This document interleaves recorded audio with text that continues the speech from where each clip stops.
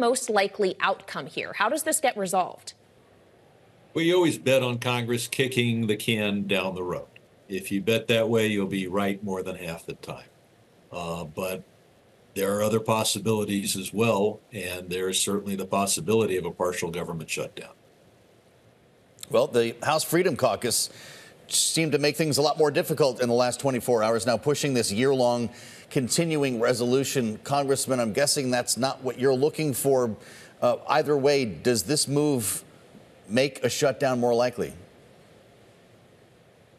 It's just one step. I don't think it makes it more likely. The existence of the Freedom Caucus makes a shutdown more likely. The idea that we would take decisions that Congress made over a year ago and put the government on automatic pilot based on those decisions, I mean, that's an insult to every taxpayer in the country. Another aspect of this that will concern my colleagues is that we have particular funding for projects in our districts.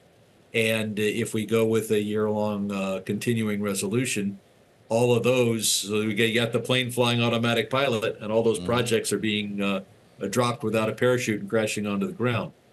I think it would be a very bad idea. Then finally, if we have a continuing resolution that, and this is what excites the Freedom Caucus, if we have a continuing resolution that goes past April 30th, at least under current law, there's a 1% cut. Yes, right. So, of course, in order to have a continuing resolution, we'd have to pass a new law, and a lot of us would fight against that 1% cut. Frankly, I fight against the whole idea of putting the government on automatic pilot.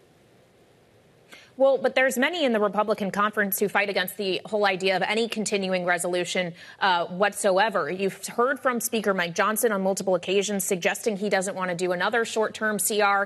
The Majority Whip, Tom Emmer, was on this show just recently before the break saying there won't be another CR. Potentially, as we saw with Kevin McCarthy, it could put the Speaker's job at risk. One of your Democratic colleagues, Josh Gottheimer, has now suggested maybe changing the rules so that motion to vacate couldn't be brought by just one member, that maybe Democrats should act to protect the Speaker. Would you support that? Well, certainly the rules shouldn't provide that any one member can move to vacate the speakership. When Democrats were in control, we had a rule similar to what Gottheimer is proposing, and I'd certainly want to go back to it. Whether Democrats would actually affirmatively vote to protect Speaker Johnson, first of all, he wouldn't want it. That would put a scarlet letter on him, a scarlet D for democratically supported. And second, we profoundly disagree with Mike Johnson. So what he needs to do is negotiate spending bills like we have every other year. And I think in order to prove to his base that he negotiated hard, he may feel it's necessary to shut down the government. What a tremendous waste of taxpayer dollars we've already seen. Every government agency, instead of focusing on their work, they have a meeting right now on, well, what do we do if there's a shutdown? And they've had several meetings like that this year. It's an insane way to run any institution. There have been a lot of meetings on what to do about the border, it seems like, as well, Congressman, and that's obviously not been solved. I don't know if you're a Charlie Brown fan, but I'm trying to follow the bead here, and it seems like Lucy keeps setting up the football for Joe Biden. At one point, there was demand for a legislative solution here. An agreement was crafted in the Senate. It's DOA in the House, and the word was, we don't need a bill. The president should act on his own.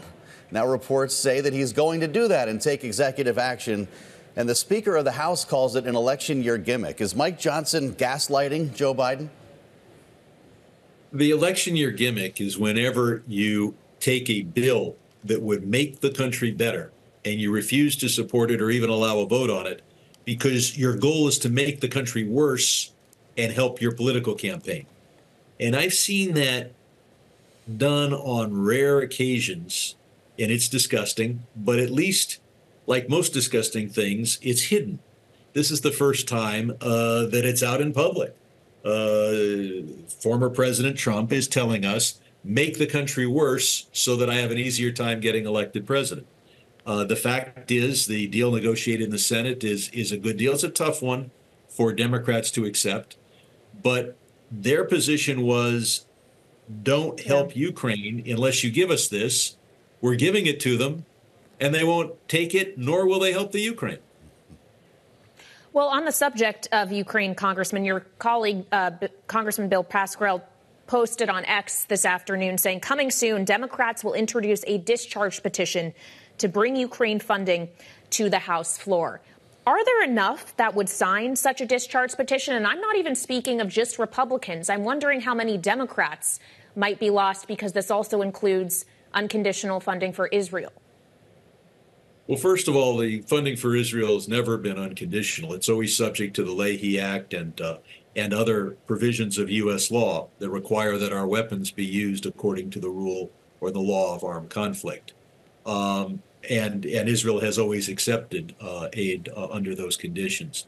I would think that we would have a discharge petition that had Israel and Ukraine and perhaps the entire Senate bill, which is what I would support, would get the signature of almost every Democrat. And we would still need more. We wouldn't just need 3 Republicans. We'd need 15 or 20 Republicans. But there are literally hundreds of Republicans who want to see us aid both Israel and Ukraine. And the question is, are they willing to sign a discharge petition? That is, the majority party tries to keep its members from signing a discharge petition. I think in my 28 years in Congress, only 2 have been successful. And one of those was actually supported by the Speaker. So you really only one time in my 28 years has a bill come to the floor and passed when the Speaker didn't want to have us vote on it. How about that? A little perspective for you. Congressman, the State of the Union address is 2 weeks from tonight. Will it actually take place if the government's in a partial shutdown? Yes. And if what better and more necessary time to hear from the president than when the country's been brought to a standstill by partisanship and, frankly, by Republicans. It's clear that the Senate can reach an agreement on these bills, and if the House can't function, we should just pass the Senate bills. Congressman, I have one final question for you, knowing that you sit on the Financial Services Committee. The ranking member of that committee, Maxine Waters, as well as Democratic Senator Elizabeth Warren, even Republican Senator Josh Hawley, have all come out in recent days to say that they believe the deal of Capital One buying Discover Financial, $35 billion major transaction, should be blocked. Are you in agreement on that? Well, it certainly should be blocked until regulators can take a look at it, and it should not be rubber stamped. But the issue I have is this going to destroy the Discover card, or is this going to turn the Discover card into a real competitor with the duopoly, the MasterCard Visa duopoly? We need more competition in the credit card space, and the number one thing to analyze, well, the number one thing is to look at the prudential soundness of these 2 banks and to make sure that they don't fail. But close behind that is this more competition in the credit card space or less?